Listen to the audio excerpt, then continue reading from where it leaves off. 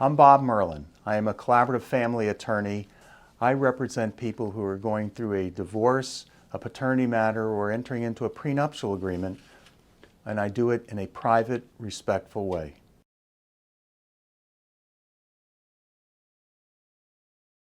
So let's talk about a different aspect of the divorce process, and that's the sort of emotional or mental health aspect of it. What often happens is that one of the couple decides that they want a divorce, and sometimes it's forced on the other person. Even the first person who wants the divorce may have gone through some trauma and may have taken a long time to come to that decision. I have had many clients who have stayed together for many years. In fact, couples having no sexual relations at all for years, not even sleeping in the same room for years. Some couples stay together because they determine their priorities are staying together, maybe for the benefit of the children, maybe for religious reasons they don't want to get divorced, or maybe they just don't want to say that my marriage didn't work. The second person who may or may not want the divorce has to understand that if one of you wants a divorce, that divorce will take place. And so either the second person can cooperate and focus on getting the best possible result for themselves, or fight it and really destroy themselves in the process.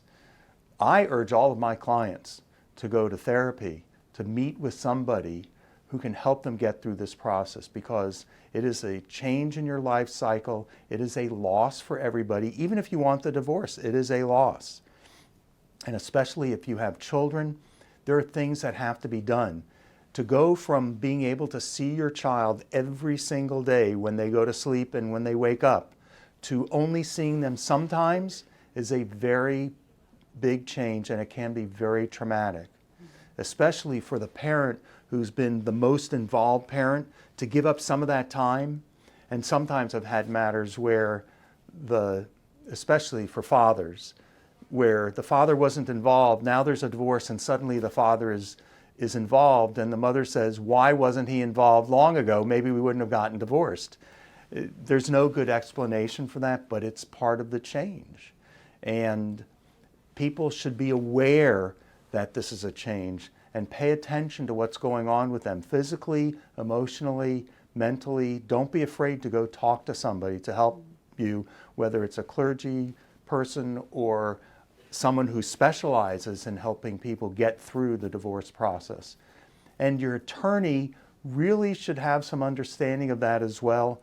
Your family attorney should not be someone who just says, this is the law and we're going to divide up this and that. And I actually heard of an attorney tell a client, I'm not your therapist, go talk about these issues with your therapist.